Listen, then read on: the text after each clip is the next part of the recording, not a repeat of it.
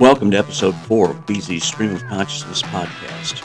Today is Wednesday, May 22nd, 2024, and I am Beezy, the one, the only, broadcasting from the Starbase One studio. Today's show is brought to you by Audacity Sound Editing Software and McCormick Seasonings. Musical accompaniment courtesy of Soundroll. So, scrap whatever you thought the show was going to be about today, because today we're devoting the entire show to buying a car in the 21st century from someone with over 4 decades of experience in the industry, me. So stay tuned as I take us on a car buying journey, both from the perspective of someone who sold cars for a long, long time. Stick around and you just might learn something. Yeah, I thought about this show today.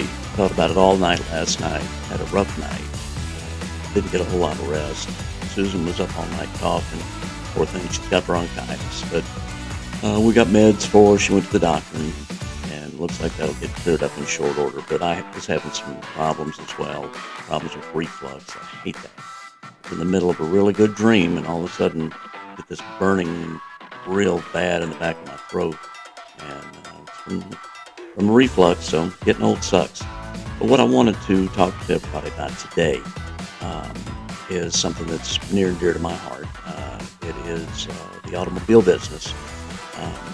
So from my perspective, somebody that was in the business for 40 plus years, and I did everything there was to do in dealerships. I mean, my dad was a new car dealer, so I started working for him in 1980 when I was a teenager, and I've done everything. I've worked in every department. Started helping stocking in parts and keying them into the rudimentary computers of the day. I've been an apprentice technician. I've been a technician. I've been a service advisor. I've sold cars. I've been a sales manager, finance producer, finance director. I've been a sales director. I've been a general manager, sales manager. I've worked every desk in the office. I've worked titles. I've billed deals. Everything there is to do in the car dealership I've done. So those are my bona fides to talk to you about what I'm going to talk to you today. And if we run a little long, if it seems a little rambling, forgive me. This is something that I do know a little bit about, and I can speak extemporaneously about it without notes. So, in any event, let's just dive right into it. First off, I'm not an apologist. I'm not an apologist for car dealers, and don't expect me to unearth earth-shattering secrets about the automobile business. What I would like to do is to help you, gentle listeners, make the best use of your time, understand the business of selling a car, and the best way to buy a car. So I'm beholden to no one on this. I'm not in the employ of a dealership anymore, or any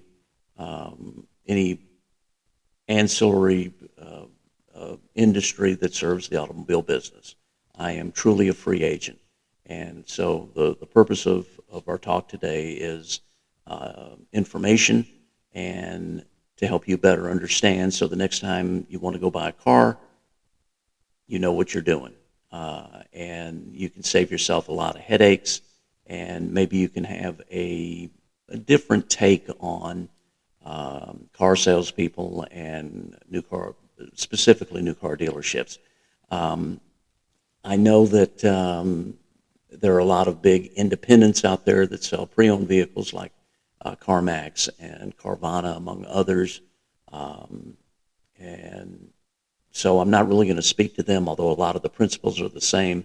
I'm going to talk about it from the perspective of a franchise new car dealership. Most new car dealerships in North America are franchised. In other words, there's either an individual, a family, a group of individuals, or a company that has made application with a particular manufacturer, has been approved, has put up the requisite amount of money, has presented the requisite amount of experience, and they've been granted a franchise. And they buy in. They have to put up a certain amount of money. The factory puts up the balance. I think we had this conversation about my dad when he bought his dealership, and then over time, the dealer principal buys out the shares of the manufacturer through profits until one day that person or persons or that company owns 100% of that dealership. So Tesla's not like that. Tesla is what we would call a factory store. It's not franchised. It's actually owned by Tesla and operated by employees. There's no equity for anyone there at a Tesla dealership. So we're going to talk about buying a Chevrolet, buying a Kia, buying a Ford, buying a Nissan, really any of the other new car manufacturers other than Tesla. So let's just dive right into it. Most of you at some point or other have or will in the future go to a new car dealership to buy a car. And those of you that have done it probably didn't totally enjoy the process. Those of you that haven't done it or are considering doing it in the future are not looking forward to it and dreading the prospect. And there's good reason for that. And we're gonna get into the whole thing. So, and this particular show about the car business, it may turn out to be we may do this in a serial format because in a span of 45 minutes to an hour today, I'm not going to be able to cover everything that I want to cover, but we'll hit the high points, and like I said, maybe you'll learn something that you didn't know. Maybe you'll have a different perspective, a different take on the process the next time you go to the dealership. So when you go in to a dealership, it is generally assumed that you will have done some form of research online. Back in the old days, we didn't have the internet, so what we did is we had newspapers, and dealers would place these splashy, busy ads in the weekend newspapers, and lots of color and trying to build excitement because buying a car is an emotional decision. It is not a logical decision. A car is a depreciating asset. It does not gain value over time. So it will wear out, and it will get to the point where it is worth very little money. Now, many years will pass and so forth. So before that happens. But in any event, you now in the 21st century, you're going to be going online. You're going to be going to a dealership's website. You're going to be looking for a particular car, or you may go to a search engine, or you may go to an aggregator like AutoTrader or Cars.com or TrueCar or any of the host of others that are out there that are aggregators, i.e. they gather the information, inventory information directly from the dealers. They get the inventory feeds, they put it on there, and so you can see what everybody in a particular market has in stock, what the price is, what the pictures are, what the description is. It's a wonderful tool. Also, each dealership has their own website. You can go there, you can see pictures, you can chat either with a bot or with a human. You can put your information in so that you can get additional information from the dealer. Most dealers have a virtual retailing tool on their website, which means that you can either look at or lock in the price that you see. You can do the financing piece. You can apply for credit online. If you have a trade-in, you can value the trade subject to a visual appraisal, of course. And you can, as we say, go as far down that funnel as you can until you actually sign papers, which you have to do at the dealership or have them brought to you. There are some dealers and leasing companies that will actually bring the car and the paperwork to you. which is something new. And in Texas, that's it's always been a bit of a controversy because our franchise agreements in Texas generally speak to a customer actually going to the dealership to execute the sale. But it seems that been somewhat relaxed. So you can get a concierge service with some dealers. A lot of dealers still don't like doing that, and we'll get into the reasons why they might not like to do that. So, but so you've gone online, you've looked at vehicles. Perhaps you've actually conversed with some of the internet people at a particular dealership. Um, Perhaps you've been chatting with them. Perhaps you've been emailing with them. Perhaps you've actually spoken to them on the phone. So you've gotten a certain amount of information that has piqued your interest. You have a car or cars that you want to actually physically go look at and test drive and take the process to the next level. So um, let's say let's say you didn't make an appointment with a particular salesperson at a particular dealership. Let's just say, hey, over at ABC Motors, you saw, this 2024 Vesuvius 2000, and you're going to go see it. It's white with purple interior, and so you're ready. You've got a stock number in mind, and you're going to go take a look at it. So you go out to the dealership. You're you're either greeted as you're exiting your vehicle, or you walk inside. You see a receptionist or a concierge and say, "Hey, I'd like to go take a look at a particular vehicle." Um, a salesperson at some point is going to get involved. You really can't get around that.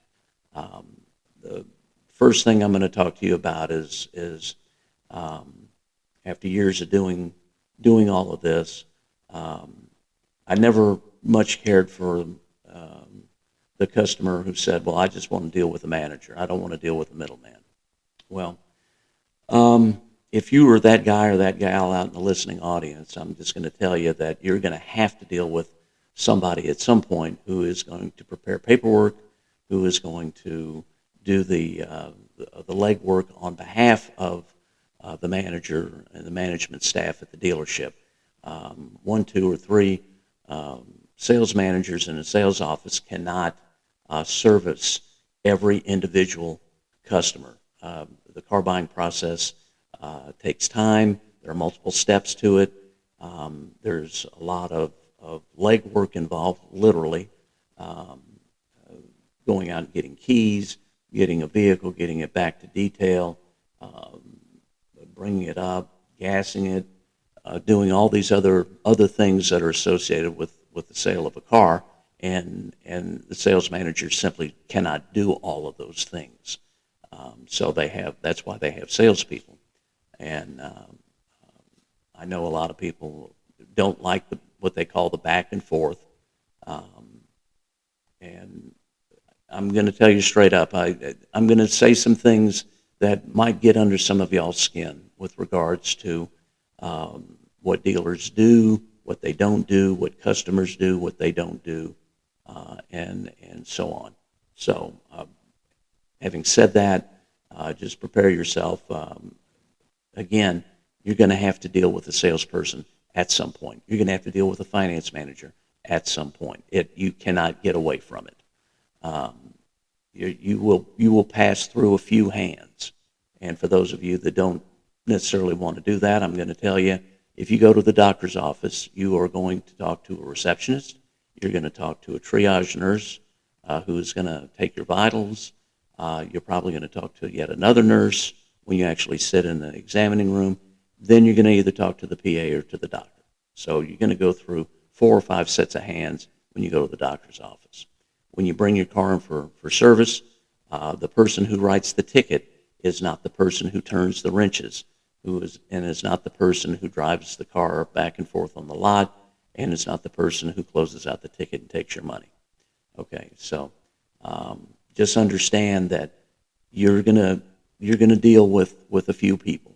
But as I used to tell my customers, don't let that get in the way of us delivering to you as a dealer to a customer, an awesome experience. You've got an entire dealership dedicated to that end. And you might say, well, you sound like you're being paid. Nope, not anymore. I have absolutely nothing to gain or to lose by doing anything other than telling the truth, or I should say my take on what happens in a dealership. So now you've gotten with a salesperson. You said, this is the Vesuvius 2000 that I want to go look at, the white one with the purple guts.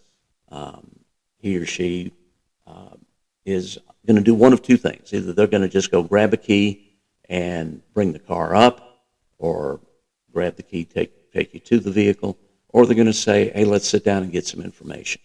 And some of you are going to resist that. You don't want to give your information. You just want to drive the car. Okay. Well, that's fine. Just understand that it is not unreasonable for a dealer to ask for your driver's license and insurance before you get in one of their $40,000 or $50,000 or $100,000 or $20,000 vehicles. Again, you're going to hear me say this many times. You're not buying a toaster. You're buying an automobile that is mobile. Nobody knows who you are. You don't know who they are. It's an arm's length transaction. So prudence dictates that they get at least some basic information from you so they know who's going to be driving off with their salesperson in a car that doesn't belong to them. So whip out your driver's license, let them take a picture of it. They're not going to do anything with it. This is, again, the 21st century.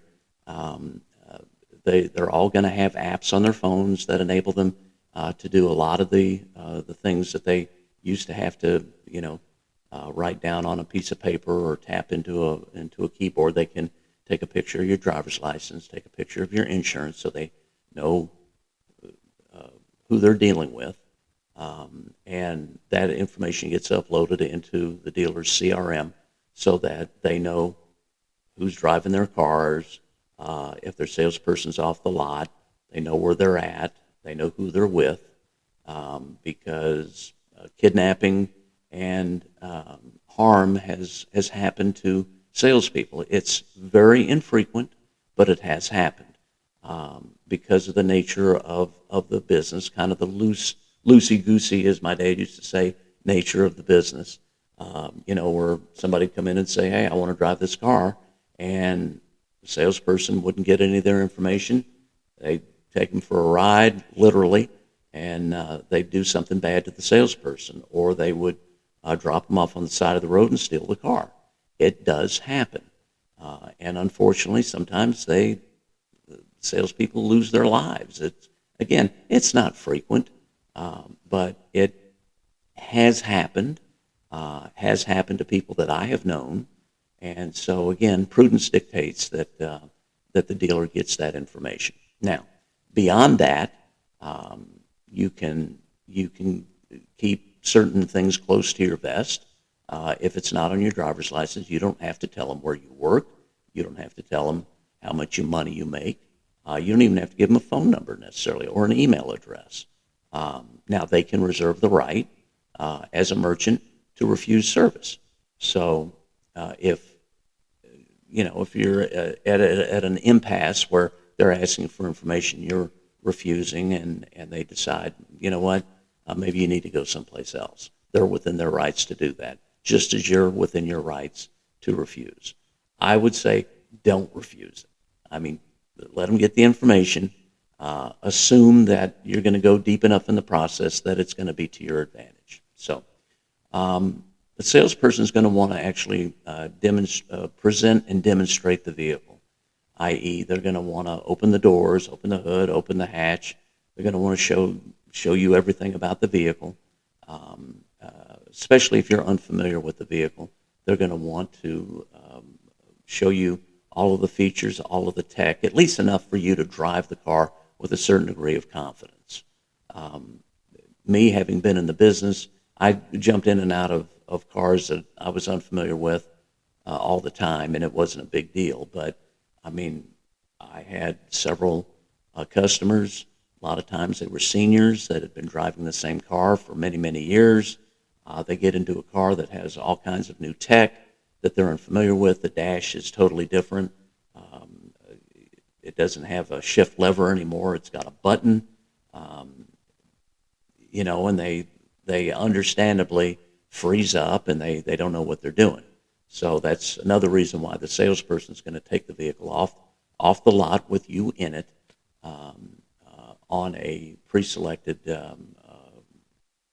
course, generally through the neighborhood. If they're close, all dealerships are close to a freeway, so they'll probably take you up on the freeway, let you test it out. At some point, they're going to switch. They'll stop, let you drive the car back to the dealership, and you can put it through its paces at that point. So, there is a method to the madness, and understand that the salesperson that you're talking to, as a general rule, is factory certified.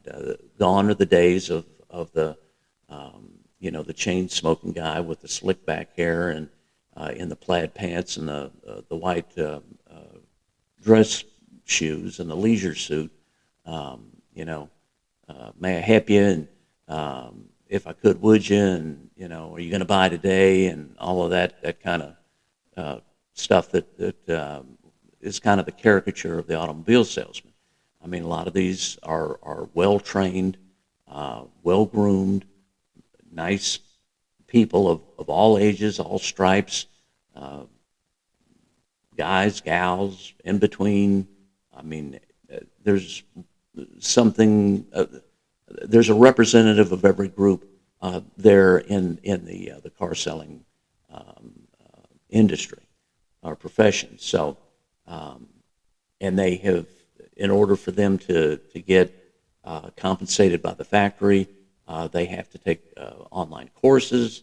They have to attend in dealership and remote seminars, because there's a lot of information that they have to keep up with. I mean, yeah, all the cars have four wheels. Some of them have a gas engine, some of them have a diesel engine, some of them have an electric motor, but there's a lot of information. I mean, there's technical information to know. There is specific information about warranties and what's covered, what's not covered, and for how long. I mean, some components are covered for longer than others. Some are excluded altogether. Um, and there's a lot of technical stuff on vehicles now. Lane departure, um, uh, pedestrian trackers, 360 views. I mean, there's all of this stuff, and it's constantly evolving, and the salespeople have to keep up with it. So you're going to go on that. You're going to go on that test drive, and you're going to come back, and the salesman's going to ask, or the salesperson is going to ask you, um, maybe in not in as many words, but they're going to ask you if you're what your intentions are. I mean, did we find the right car? Is this the car you want to buy, or is this one that you are considering, or did you just take me for a joyride? They won't say that, but again, what they're trying to do is find if your intention is to buy a car that day, then they want to make sure that they're on the right car, because yes, as a general rule, they are commissioned. They don't want their time wasted, but they don't want to waste your time, because they also understand the psychology of selling, which means that if y'all have spent 3 hours looking at different cars, test driving and doing all of that, especially in our oppressive Texas heat, and then it turns out that we've been on the wrong car all along, that's not going to work. That's bad for everybody. The salesperson has been taken off the floor for 3 hours, and you, the gentle customer, has had 3 hours of your time not put to good use. So again, I go back to the time when they're asking you questions. You can choose not to volunteer any of that information beyond name, rank, and serial number. But it's not advisable, because you're not letting the salesperson do their job. And the better that they can do their job, it's not. Okay, let's back up real quick. I just want to make sure that everybody understands that, again, I'm not The purpose of this podcast today is not to be an apologist for the car business, and it's not necessarily to be an advocate for you. It is to inform and to give you an insight into some things that perhaps you had not thought about with regards to the process of buying a car and the psychology on both sides, those who sell them and those who buy them. And let's talk about that.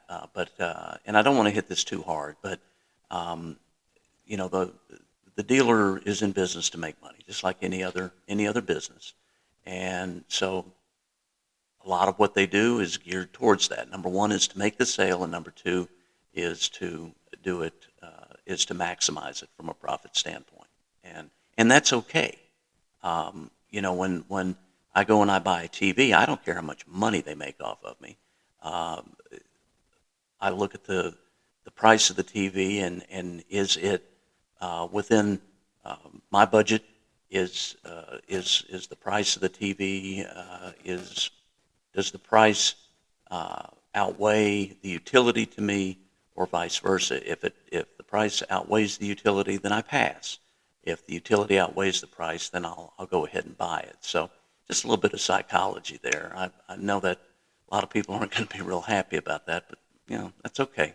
I mean, um, we can agree to disagree on some things. So, um, and the reason that I bring that up is to kind of segue into the next piece, which is going to be the negotiations, which everybody dreads, but I'm sure y'all are wanting some insights into it. So let's get right to it.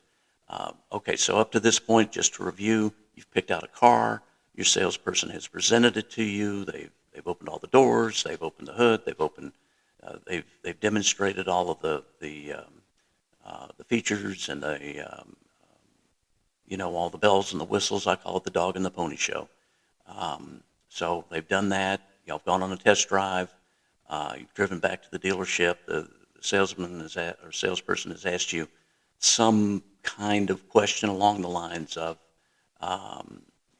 if I can get the figures where they're acceptable to you, will you take it home today? And the reason for that is manyfold. Is number one, they just want to make sure, are you ready to do business or not? And if you're not, then they need to go back to kind of the drawing board, and they need to dig a little bit deeper with you and find out what it is they need to find out what the objection is. And I always say that every objection to buying can be boiled down to the three M's: the man, the money, or the machine.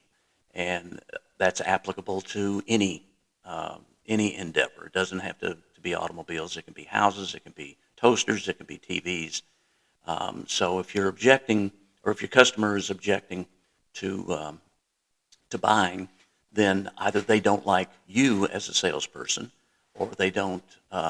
You're on the wrong vehicle. They came in looking for a roadster, and you've got them on a pickup truck, or the money. It's just they need a $300 payment, and you've got them on a $700 payment, and that's just not going to work. I mean, sometimes the arithmetic just doesn't work, and it doesn't.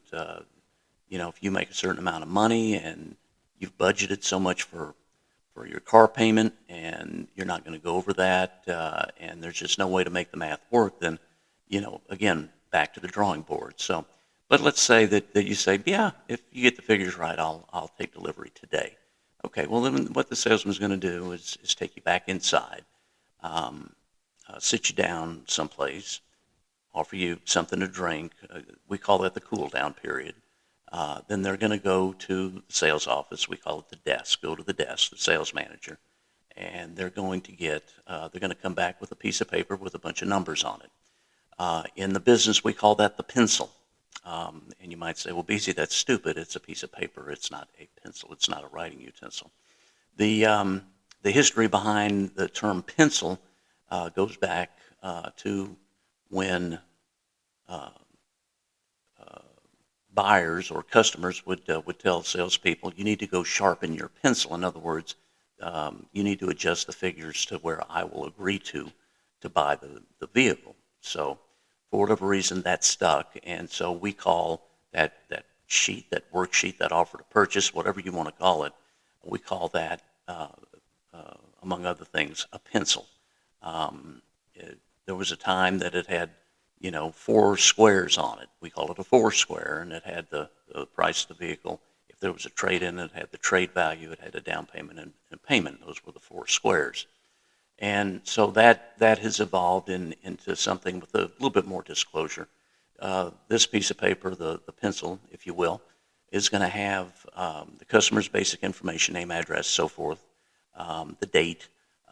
It will have the description of the vehicle being purchased and the description of the vehicle being traded in, if applicable. Then you will have the sale price of the vehicle, plus you'll have a line for the sales tax and the associated fees with the sale. Usually on new cars, that comes to about $350 in fees. In Texas, the state sales tax is 6.25%. And then there is a small ad valorem or county vehicle tax that used to be paid by dealers at the end of the year. That's why they had their big end of the year sales, was to reduce their tax burden. Many years ago, the state of Texas changed the law so that that could be passed along to the consumer. It's also known as the vehicle inventory tax, or VIT. Usually it is less than 1% of the sale price, so usually 0.002 something.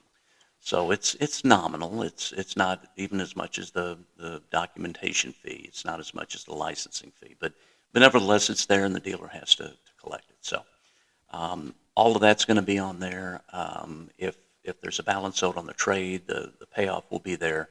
And then down at the bottom or somewhere on there will be down payment and payment options with different terms and so forth.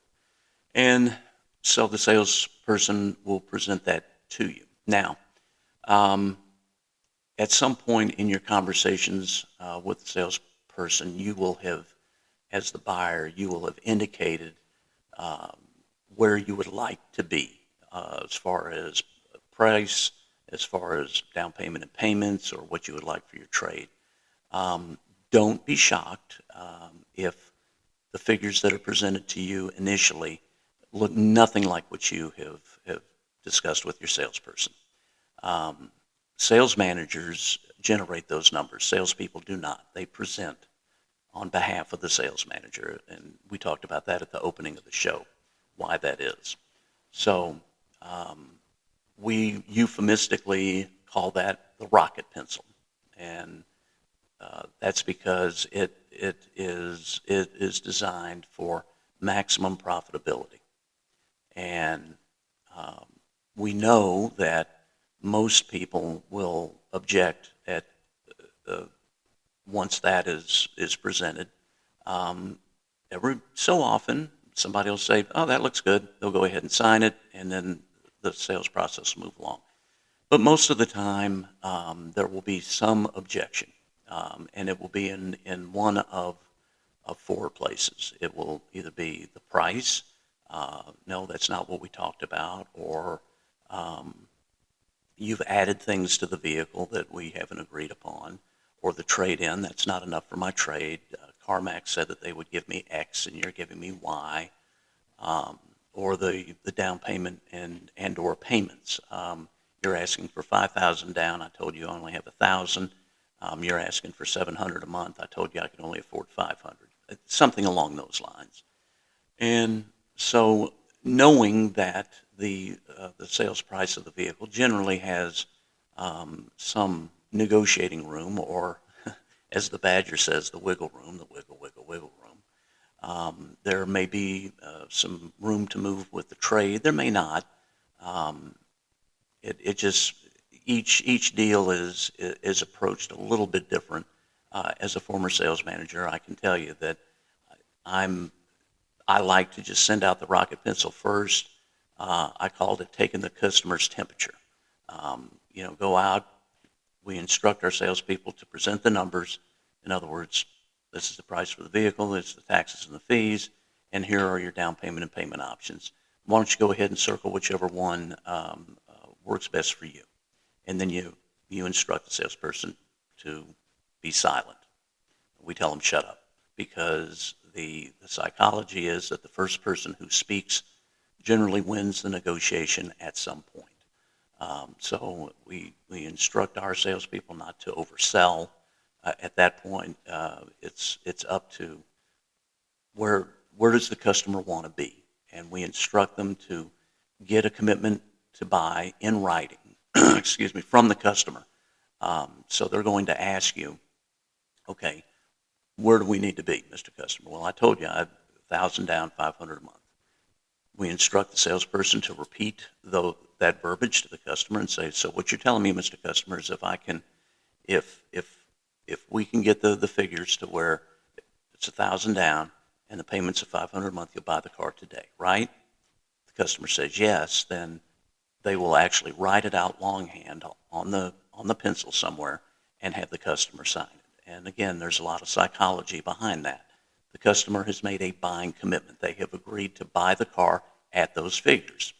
Now, there may be some backing and forth, and especially with more experienced salespeople, because they are trained to do a certain amount of rudimentary math with regards to the sale in their heads, or they might even do it longhand. They may turn the pencil over and do some math and say, well, Mr. Customer, you have to understand that, 500 a month times 72 months is such and such. That has to include interest. Then we add in your down payment, so that those figures don't match. I'm going to need some help. You sure 1,000 is the most you can come up with? I can come up with 1,500. Okay, so you have some of that back and forth.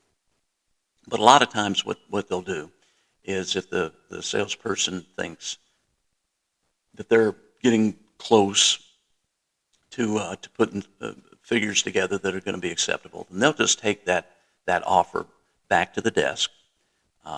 They'll excuse themselves. They'll go back to the sales office, and they'll present that to the sales manager. Sales manager, in turn, will with his we call it desking software, where he or she can adjust the figures, and then they're going to counter, most probably, and say, well, I can't do 1,500 and 500 down. I can do 2,500 and payments of 600. And they'll reprint the pencil with adjusted figures, send the salesperson back. And that is the backing and forthing that I think a lot of people object to. But unfortunately, or fortunately, the automobile business is still a horse trading business. There's a lot of variability, especially if there's a trade-in involved. What is a trade worth? Well, we don't know. I mean, every used car is like a fingerprint. Everyone is slightly different from the other. You're never going to find two identical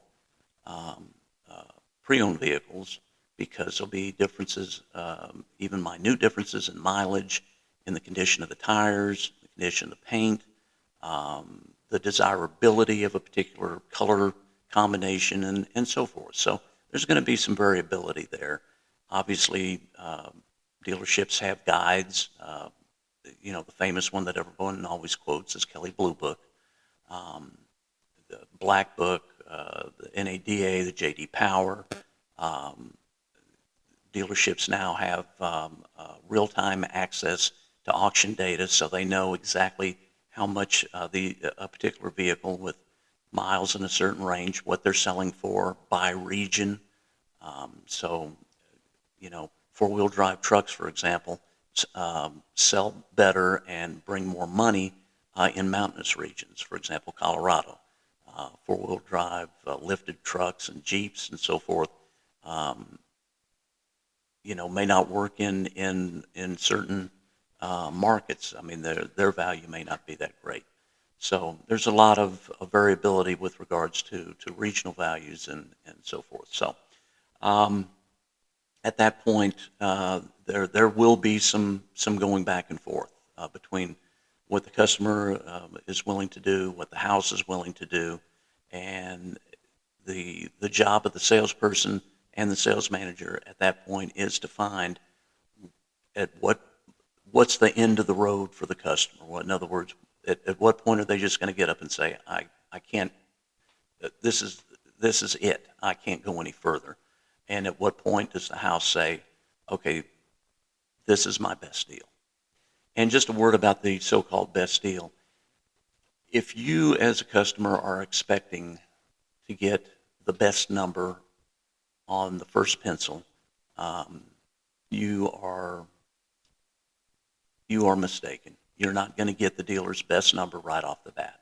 It just doesn't happen. Again, any dealer worth their salt is going to present maximum profitability the first time out, because you don't know where the deal is going to end up. I mean, when I was a sales manager, I didn't know where a deal was going to end up. I mean, um, every deal again is different. I mean, you know, some customers are going to spoon feed you information slowly. Some people are going to lay all their cards on the table right up front. I always love those kind of deals. Those deals went real quick. Before I left my last posting, I had one of my guys had customers, three of them. We called them the three wise men at first, and they ended up calling them the three stooges, and I'll tell you why. They came in, they picked out a vehicle, and they didn't want to talk about anything but price, and they did that for hours. And we were going back and forth and back and forth. Finally, we agreed on a figure for the car. They didn't want to discuss a trade. They didn't know if they had a trade. They didn't want to talk about credit or payments or anything like that.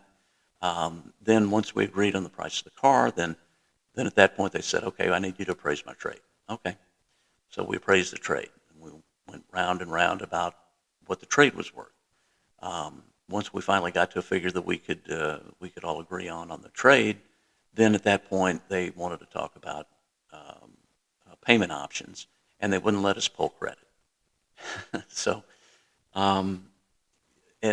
when a dealer presents payment options without having seen credit, most of them are going to do it. They're going to base the payment on what they call average credit. So in other words, it's going to be mid-range credit. It's not going to be good credit. It's not going to be subprime. It's going to be right there in the middle, and that gives the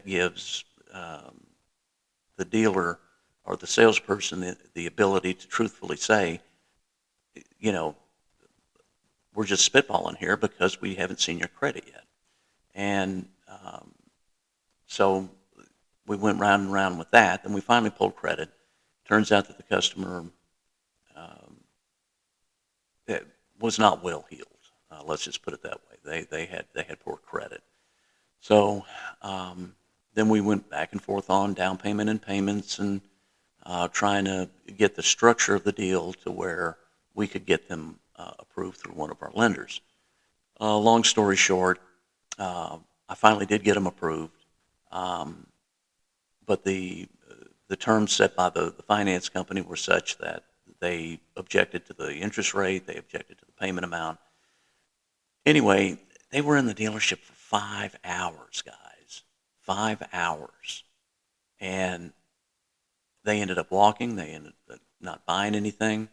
And that's what I want to avoid here. That's the whole point of this particular episode of the podcast is I don't want to waste your time.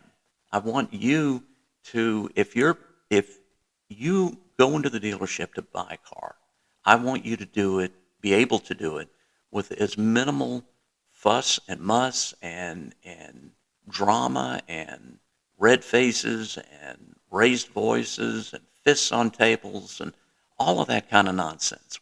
What I want you to do is, if you find a car that you like, I want you to be able to go and buy it